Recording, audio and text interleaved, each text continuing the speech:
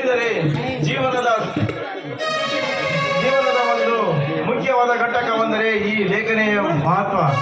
ಈ ಲೇಖನೆಯಿಂದ ಜನರ ಆಗಮನಗಳನ್ನು ಬರೆಯುವ ನಮ್ಮಂತ ಪತ್ರಕರ್ತರ ಜೀವನವೇ ವಿಚಿತ್ರವಾಗಿದೆ. ಇದರಂತೆ ಜೀವನದ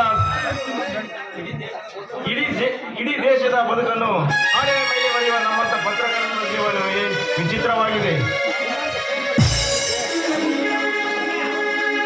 ಫೋನ್ ಮಾಡಿ ಬರಲು ಹೇಳಿದೆ, ಇನ್ನೂ ಬರಲಿಲ್ಲವಾ?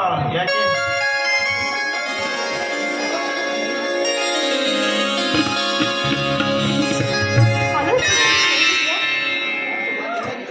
ಸುಮಾ, ಚೆನ್ನಾಗಿದ್ದೇನೆ. ನೀನು ಹೇಗಿದ್ದೀಯಾ?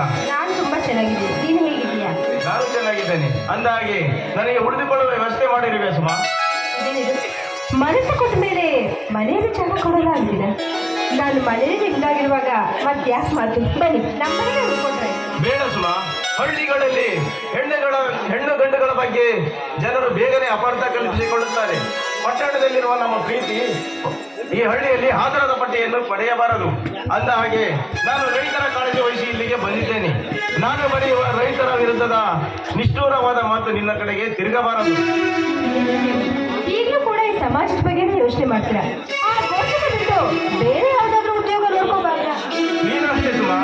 ಈ ಹಳ್ಳಿಯನ್ನು ಬಿಟ್ಟು ಪಟ್ಟಣದಲ್ಲಿ ನನ್ನ ಜೊತೆ ಇರಬಾರದಲ್ಲವೇ? ಅದು ಹೇಗೆ ಸಾಧ್ಯ? ಎಷ್ಟೇ ಆದ್ರೂ ಇದು ನನಗೆ ಎಕ್ಕಾಗುವುದು. ನಾನು ಇಬ್ಬರನ್ನೇ ನೋಡಬೇಕನ್ನೋದು ನನ್ನ ಆಸೆ. ಮೇಲಾಗಿ ನನ್ನ ಮನೆಯನ್ನೇ ಸಂಘರ್ಷ ಮಾಡಿದ ಜಯರಾಜನ ಅವರ ಅಂತ್ಯಕ್ರಿಯೆ ಆಗೋವರೆಗೂ ಅದರ ಎದುರಿಂದ ನೋಡ್ಬೇಕನ್ನೋದು ನನ್ನ ಮನದಾಸೆ.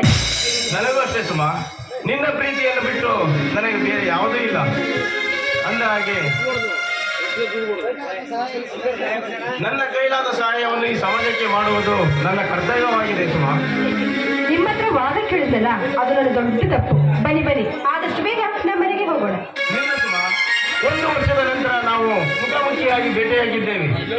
ಇಂಥ ಸುಂದರವಾದ ಸಂದರ್ಭದಲ್ಲಿ ಅಲ್ಲಿ ನೋಡು ಸುಮಾ, ಆ ಬನಸಿರಿಯು ಹಚ್ಚ ಹಸಿರಿನಿಂದ ಶೃಂಗಾರಗೊಂಡು ಶೋಭಿಸುತ್ತಿದ್ದಾಳೆ.